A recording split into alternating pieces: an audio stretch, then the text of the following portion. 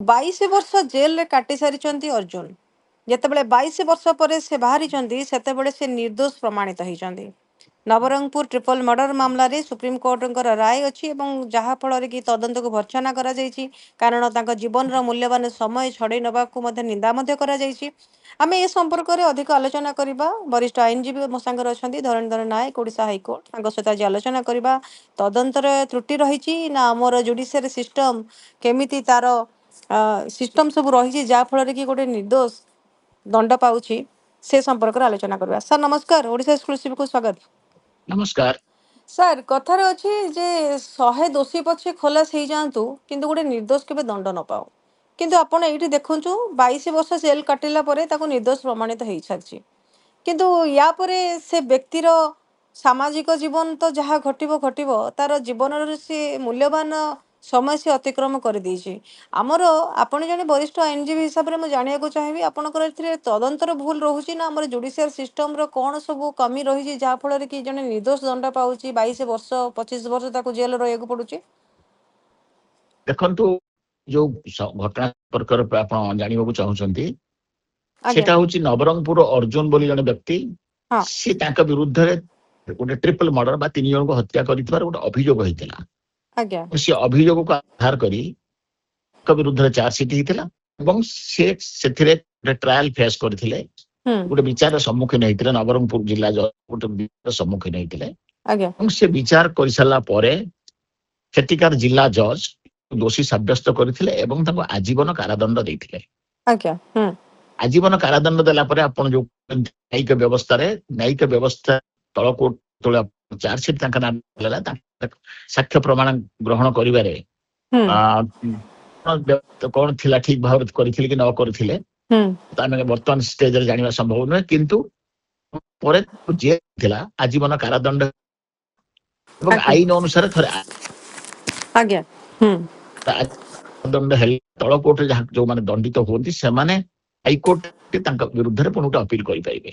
ଆଜ୍ଞା ଏଥିପାଇଁ କି ଅର୍ଜୁନ ହାଇକୋର୍ଟରେ ଗୋଟେ ଫାଇଲ କରିଥିଲେ ଏବଂ ସେଟା ସେ ପୁଣି 10 ଅପିଲ ବର୍ଷ 12 ବର୍ଷ ରହିଲା ପରେ ଅପିଲ 12 କରିପାରିବୁ। ବର୍ଷ ପରେ ସେ ଫାଇଲ କରିବାର 12 ବର୍ଷ ରହିଲାର 12 ବର୍ଷ ପରେ ଆଜ୍ଞା ସେ ଅପିଲ ବିଚାର ଉଠିଥିଲା।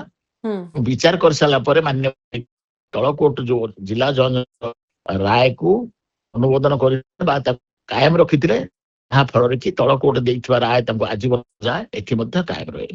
ଆଚ୍ଛା ସେତେବେଳକୁ 12 ବର୍ଷ ଘଟଣା ଘଟିବାର ବା ଅର୍ଜୁନ ଜେଲ ଯିବାର 12 ବର୍ଷ ସେ ଜେଲକୁ ରହି ସାରିଲା ପରେ ତାଙ୍କୁ ହାଇକୋର୍ଟ ଏଇ ରାୟ ଦେଲେ ଯେ ଯୋଉ ଜଜମେଣ୍ଟ ହେଇଥିଲା ତମ ବିରୁଦ୍ଧରେ ଏଟା କାୟମ ରହିଲା।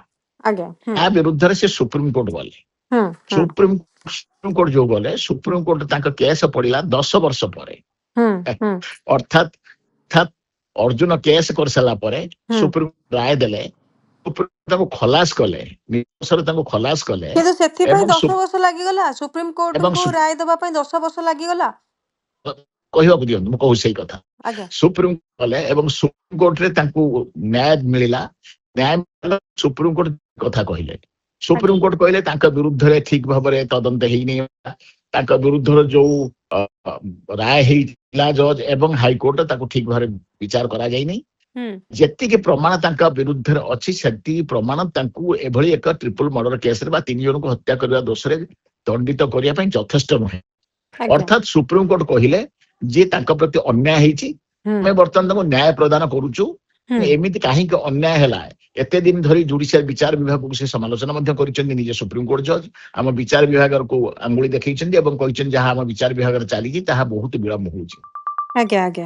କିନ୍ତୁ ଆଶ୍ଚର୍ଯ୍ୟର କଥା, ଯୋଉ ସୁପ୍ରିମକୋର୍ଟ ମାନ୍ୟବର ସୁପ୍ରିମକୋର୍ଟ ବିଚାରପତି କଥା କହିଲେ, ମାନ୍ୟବର ସୁପ୍ରିମକୋର୍ଟରେ ଆଙ୍କ କେସ୍ ଟି ପଢିବା ପାଇଁ 12 ବର୍ଷ ଗଲା। 10 ବର୍ଷ ଗଲା। 12 ବର୍ଷ ହାଇକୋର୍ଟରୁ ଗଲା କେସ୍ ତାଙ୍କର ସରିଲା ବେଳକୁ 12 ବର୍ଷ ହେଇସାରିଥିଲା। ସୁପ୍ରିମକୋର୍ଟରୁ ସେ କି ନ୍ୟାୟ ପାଇଲେ? ସୁପ୍ରିମକୋର୍ଟ ଜଜ୍ ମାନ୍ୟବର ବିଚାରପତି କହିଛନ୍ତି ଆମର କିଛି କହିବାର ଉପରେ, କିନ୍ତୁ ସୁପ୍ରିମକୋର୍ଟରୁ ସେ ଯୋଉ ନ୍ୟାୟ ପାଇଲେ, ହଁ ନ୍ୟାୟ ପାଇଲେ ଠିକ ଅଛି, ଖଲାସ ହେଲେ। ତାପରେ ପୁରା ସୁପ୍ରିମକୋର୍ଟ ତାଙ୍କ କେସ୍ ଗଲା ପରେ ପୁଣି ସେ 10 ବର୍ଷ ଭୋଗିଲେ ଜେଲ। ଏଇଟା ବି ଅର୍ଜୁନଙ୍କ ପାଇଁ ଜେଲ ଦଣ୍ଡ ଏବଂ ସେଇ ଯୋଉ ଜେଲ ଦଣ୍ଡଟା ସେ ବି ବିନା କାରଣ ଭୋଗିଲେ। ଏବଂ ମୁଁ କହିବାକୁ ବାଧ୍ୟ ହେବି ମାନର ସହିତ ଯେ ଇଏ ମଧ୍ୟ ସୁପ୍ରିମକୋର୍ଟରେ 10 ବର୍ଷ କାଳ ତାଙ୍କ କେସ୍ ନ ପଡିଲାକୁ ଆଉ 10 ବର୍ଷ ଅଧିକ ଭୋଗିଲେ। ମାନ୍ୟବର ସୁପ୍ରିମକୋର୍ଟର ଜଜ୍ ମାନେ ଯୋଉ କହିଛନ୍ତି ଆମ ବିଚାର ବିଭାଗର ଦରକାର ସଂସ୍କାର ଦରକାର ବା ବିଚାର ଏକ୍ସପେଡିଟ୍ କରିବା ଦରକାର ବା ଗୋଟେ ବିନା କାରଣରେ ବିନା ଦୋଷରେ କାହିଁକି ଗୋଟେ ଲୋକ 22 ବର୍ଷ କାଳ ଜେଲରେ ରହିଲା। ତାପରେ ସନ୍ଦେହ ଆଧାରରେ ଜଣକୁ ଗିରଫ କରାଯାଇଛି, ତାର କୌଣସି ସତ୍ୟାସତ୍ୟ ନାହିଁ, ପ୍ରମାଣ ନାହିଁ, ତାପରେ ବି ଜଣେ ଏତେ ବର୍ଷ ଧରିକି ଜେଲରେ କାଟିବ, ତାର କଣ କିଛି ଆଇନ ବ୍ୟବସ୍ଥାରେ ଆପଣଙ୍କର କିଛି ନାହିଁ? ଖାଲି କଣ ଆଇନ ସନ୍ଦେହ ଶୁଣନ୍ତୁ ସନ୍ଦେହ ଆଇନ ଆଧାରରେ ଆଇନ କଣ ଜଣେ ବ୍ୟକ୍ତିକୁ ଏତେ ବର୍ଷ ଜେଲରେ କରି ରଖିହବ? ସନ୍ଦେହ ଆଧାରରେ ଯଦି ଦିଟା କୋର୍ଟ ତାଙ୍କୁ ଜେଲ ଦେଇଥିଲେ, ହୁଁ କଣ ବିରୁଦ୍ଧରେ ଯାହା ଅଭିଯୋଗ ଥିଲା ଏବଂ ଯାହା ଅଭିଯୋଗ ପତ୍ର ପୋଲିସ ଦାଖଲ କରିଥିଲା ଏବଂ ଆଜ୍ଞା ଯାହା ସାକ୍ଷ୍ୟ ପ୍ରମାଣ ଦେଇଥିଲେ କୋର୍ଟରେ, କୁ ଆଜ୍ଞା ଆଧାର କରି ଜଣେ ଜଜ ତାଙ୍କୁ ନିର୍ଦ୍ଦୋଷର ଖଲାସ କରିବେ ଅର୍ଥାତ୍ ଅଥବା ଦଣ୍ଡିତ କରିବେ। ହୁଁ ତେଣୁ ହୁଁ ତାଙ୍କ ଫାଇଲ ନ ଦେଖିଲେ କହିପାରେନି ତାଙ୍କୁ ସନ୍ଦେହ ଥିଲା ବା କଣ ଥିଲା ଅଭିଯୋଗ ଥିଲା ତାଙ୍କ ବିରୁଦ୍ଧରେ, ଯୋଉଥିପାଇଁ କି ତାଙ୍କୁ ଦଣ୍ଡିତ କଲେ କୋରାପୁଟ ଜିଲ୍ଲା ଜଜ। ଯାହା ସୁପ୍ରିମକୋର୍ଟରୁ ଜଜମେଣ୍ଟରୁ ଜଣା ପଡୁଛି, এই ସନ୍ଦେହ ଆଧାରରେ ବିଶେଷ କିଛି ଆଇ ୱିଟନେସ୍ ବା ବିଶେଷ କିଛି ସିଧାସଳଖ ତାଙ୍କ ବିରୁଦ୍ଧରେ ସେମିତି କିଛି ସାକ୍ଷ୍ୟ ପ୍ରମାଣ ନଥିଲା ବୋଲି ସୁପ୍ରିମକୋର୍ଟ ଜଜମେଣ୍ଟରୁ ପଢିକି ବା ଆମେ ଯେତିକି ଖବର କାଗଜରୁ ଦେଖୁଛୁ ଜାଣୁଛୁ ହଁ ତାଙ୍କ ହଁ ବିରୁଦ୍ଧରେ ଏକ୍ଜାକ୍ଟଲି କଣ ଅଭିଯୋଗ ଥିଲା ସାର୍, ତାହା କିଛିଟା ତଥ୍ୟ ସୋସିଆଲ ମିଡ଼ିଆରୁ ଯାହା ଆମେ ଦେଖୁଛୁ ଜଣାପଡ଼ୁଛି, ଜଣେ କି ଆଇ ୱିଟନେସ୍ ଥିଲେ, ସେ ଯେତେବେଳେ 3 ଜଣ ମର୍ଡର ହେଇଥିଲା ତାପରେ ସେ ପଳେଇ ଆସିଲା ପରେ ସିଏ ତାଙ୍କୁ ହିଁ ଦେଖିଥିଲେ। ତ ତାଙ୍କୁ ହତ୍ୟା କରିବାର ଦେଖା ହେଇନଥିଲା, ତାଙ୍କ ପାଖରେ କୌଣସି ମାରଣାସ୍ତ୍ର ନଥିଲା, ଖାଲି ସେଇ ଜାଗାରେ ସେ ଥିବାର କିଛି ଯାହା ଜଣାପଡ଼ୁଛି, କିନ୍ତୁ ସେଇ ଆଧାରରେ ଗୋଟେ କ୍ରିମିନାଲ କେସରେ ଆଜ୍ଞା କିଛି ନାହିଁ ଯେ ଏଇ କେସରେ ନିଶ୍ଚୟ ଖଲାସ ହବ, ସେଇ କେସରେ ନିଶ୍ଚୟ ଦଣ୍ଡ ହବ। ଆଜ୍ଞା ବିଭିନ୍ନ କ୍ରିମିନାଲ କେସ ବିଭିନ୍ନ ଜଜ ବିଚାର କରୁଛନ୍ତି, ଆଜ୍ଞା ବିଭିନ୍ନ ଜଜ ମାନଙ୍କର ଦୃଷ୍ଟିଭଙ୍ଗୀ ବିଚାର ହୁଁ ଅଲଗା ଅଲଗା, ଆଜ୍ଞା ବିଚାରଧାରା ଅଲଗା ଅଲଗା, ଆପ୍ରିସିଏସନ ଅଫ ଏଭିଡେନ୍ସ ଅଲଗା ଅଲଗା। ହୁଁ ଯୋଉ କେସରେ ଜଣେ ଦଣ୍ଡ ଦେବେ ନାହିଁ, ଠିକ ସେଇ କେସରେ ସେଇ ସାକ୍ଷ୍ୟ ପ୍ରମାଣ ଥାଇକି ଆଉ ଜଣେ ହୁଏତ ନିର୍ଦ୍ଦୋଷ। ଆଜ୍ଞା ସୁପ୍ରିମକୋର୍ଟ ଜଜଙ୍କ ଆଖିରେ ସୁପ୍ରିମକୋର୍ଟ ଜଜ ଆକୁ ପରୀକ୍ଷା ନିରୀକ୍ଷା କରି ଦେଖିଲେ ଏଥିରେ ବିଲକୁଲ ଦଣ୍ଡ ହବା ଉଚିତ ନୁହଁ।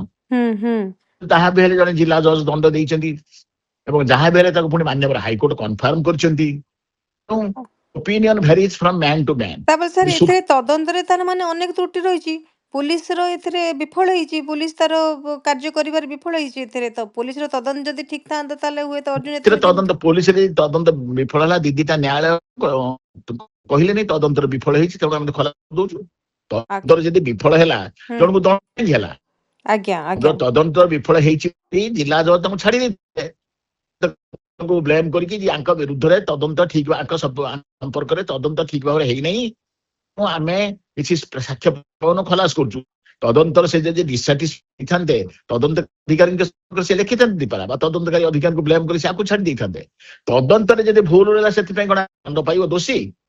ଦୋଷୀର ଆଜ୍ଞା କଣ ଅଛି? ଯିଏ ଯିଏ ଯିଏ ଆସାମୀ ବା ଯିଏ କନଭିକ୍ଟ ଥିଲେ, ତଦନ୍ତ କେମିତି ହବ ତ ତା ହାତରେ ନାହିଁ ଆଜ୍ଞା। ତଦନ୍ତରେ ଭୁଲ କଲେ କି ଠିକ କଲେ ତାକୁ ବରଂପୁର ବିଚାର ସାର୍, ମାନ୍ୟବର ଏଇ ଯୋଉ ହାଇକୋର୍ଟ ଅର୍ଜୁନଙ୍କ କେସରେ ଆପଣ ଏଥିରେ କାହା କାହାକୁ ଦାୟୀ କରୁଛନ୍ତି? କୋଉମାନେ ଏଥିରେ ମାନେ ସମ୍ପୃକ୍ତ ଅଛନ୍ତି, କିମ୍ବା ଆପଣ ଯଦି ଗୋଟେ ଆଇନ ବ୍ୟବସ୍ଥାର ଯଦି ସଂସ୍କାର ଆଣିବାକୁ ଚାହିଁବେ, ତାହେଲେ ଯଦି ଅର୍ଜୁନଙ୍କ କେସ୍ ଭବିଷ୍ୟତରେ ଯଦି ପୁଣି ଘଟେ, ତାହେଲେ କୋଉ କୋଉ ମାନଙ୍କ ପ୍ରତି ଆକ୍ସନ ନେବାଟା ଦରକାର? ଆକ୍ସନ ନେବା ଉଚିତ, ଆକ୍ସନ ନେବା ନ ନେବା ବଡ କଥା ନୁହଁ ଆଜ୍ଞା। ଏମାନେ କିଛି କୋର୍ଟ ଜଜ, ମାନ୍ୟବର ହାଇକୋର୍ଟ ଜଜ, ମାନ୍ୟବର ଜିଲ୍ଲା ଜଜ, ମାନ୍ୟବର ସୁପ୍ରିମକୋର୍ଟ କରିଛନ୍ତି, ତିନୋଟି ବିଚାର ବିଭାଗ, ତିନୋଟି ଅଲଗା ଅଲଗା କଥା। ଏଥିରେ ଆକ୍ସନ ନ ନେଇକି ସିଷ୍ଟମର ପରିବର୍ତ୍ତନ, ସିଷ୍ଟମର ଗୋଟେ ସଂସ୍କାର। କୋଉ ଆଜ୍ଞା ଲୋକଟି ମର୍ଡର କେସ୍ କରିକି ଆଜୀବନ କାରାଦଣ୍ଡ ହଉଛି ବା ଗରିବ ଲୋକ ଯଦି ଜେଲ ହଉଛି, ଜୋରିମାନା ହଉଛି, ହୁଁ ଉପର କୋର୍ଟ ପାୱାର ଖଲାସ କରିଦେବାର ଏବଂ ନିର୍ଦ୍ଦୋଷ କିନ୍ତୁ ଜେଲରେ ସଢୁଛି, ତା କେସ୍ ବିଚାର କେମିତି ହବ ସେ କରୁନାହାନ୍ତି ସୁପ୍ରିମକୋର୍ଟ। ତା କେସ୍ କେମିତି 2 ବର୍ଷ ଭିତରେ ସରିବ କରୁନାହାନ୍ତି ସୁପ୍ରିମକୋର୍ଟ ଏବଂ କେସ୍ ପାଇଲା ପର୍ଯ୍ୟନ୍ତ ତାକୁ ଜାମିନ ଦଉନାହାନ୍ତି। ତେଣୁ ଏ ବ୍ୟବସ୍ଥା ଏଠି କାହାକୁ ବ୍ଲେମ କରିବେ? ବ୍ୟବସ୍ଥାକୁ ଆବଶ୍ୟକ। ସାର୍, ଆମର ମୋର ଯୋଉ ଆଇନ ବ୍ୟବସ୍ଥା ରହିଛି, ଗୋଟେ ଗୋଟେ ଲୋକଙ୍କର ଆଇନ ଉପରେ ଆଉ ଭରସା ନାହିଁ। ଯେମିତିକି ଯେକୌଣସି କେସ୍ ଆପଣ ଦେଖନ୍ତୁ, ହତ୍ୟା ହଉ, ମର୍ଡର ହଉ, ଜମିଜମା ହଉ, ଲୋକ କୋର୍ଟକୁ ଯିବା ପାଇଁ ଡରୁଛନ୍ତି, କାରଣ ସେ କେସ୍ଟା ପଡ଼ିକି ରହୁଛି। କିନ୍ତୁ କ'ଣ ହବା ଦରକାର, ଗୋଟେ ସଂସ୍କାର ଆସିବା ଦରକାର ଯେ ଇମିଡିଏଟ୍ ଆକ୍ସନ ରହିବା ଦରକାର, ଇମିଡିଏଟ୍ ରେଜଲ୍ଟ ଆସିବା ଦରକାର। ବିଚାର ବିଭାଗରେ ଯୋଉ ଅହେତୁକ ବିଳମ୍ବ ହଉଛି, ଆଜ୍ଞା ତା କାରଣ ହଉଛି ଯେ ବିଚାର ଆପଣଙ୍କର ଫରେନ ଯେ ଆପଣ କୁହନ୍ତୁ କି ଆମେ ତାଙ୍କର ବିଚାରପତି ସଂଖ୍ୟା କେସ୍ ଅନୁପାତରେ ଯୋଉ ଭଳି ଆନୁପାତିକ ଅଛି, ସେଇ ଆନୁପାତିକ ସଂଖ୍ୟା ଭାରତରେ ମାନଙ୍କର ସେଇ ଆନୁପାତିକ ସଂଖ୍ୟା।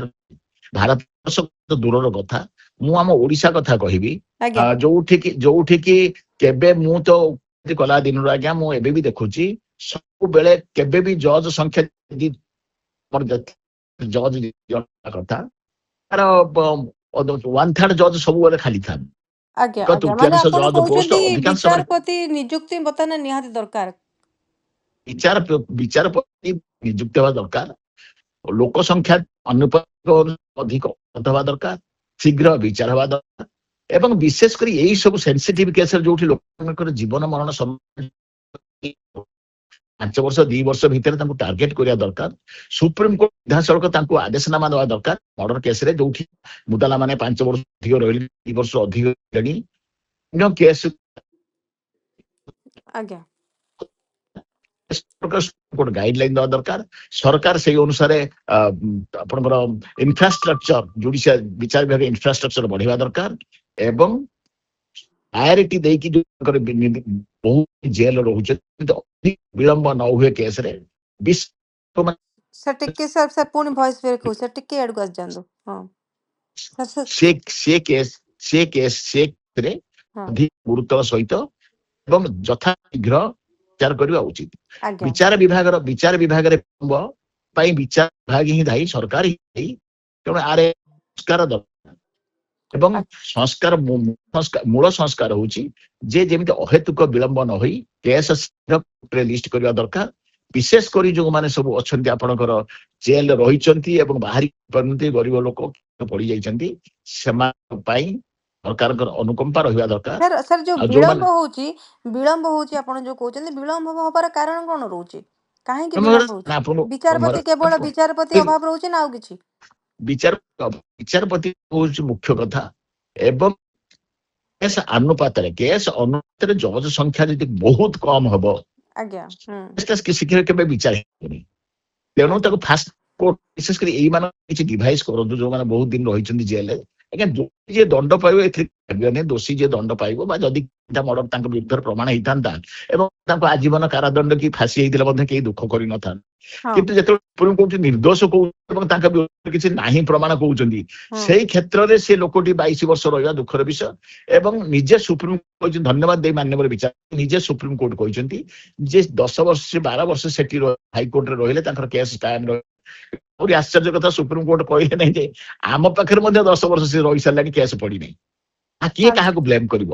ଆଜ୍ଞା କଥା ସେଠି ନାହିଁ, କଥା ହଉଛି ସଂସ୍କାର ଦରକାର ଏବଂ ଯୋଉମାନେ ଅଛନ୍ତି ସବୁ ଭିତରେ କଷ୍ଟୋଡିରେ ଯୋଉମାନେ କରୁଛନ୍ତି, ଓକିଲ ଦେଇପାରୁନାହାନ୍ତି ବା ଦଣ୍ଡ ଭୋଗୁଛନ୍ତି, ସେମାନଙ୍କ ପାଇଁ ଫାଷ୍ଟ କୋର୍ଟ କରିକି ବିଚାର ସାରିବା ଦରକାର ଆଜ୍ଞା ଏବଂ ଏ ସମ୍ପର୍କରେ କମିଶନ କରନ୍ତୁ ବା କମିଟି କରନ୍ତୁ, ଏମିତି ସଂସ୍କାର ଆଣନ୍ତୁ।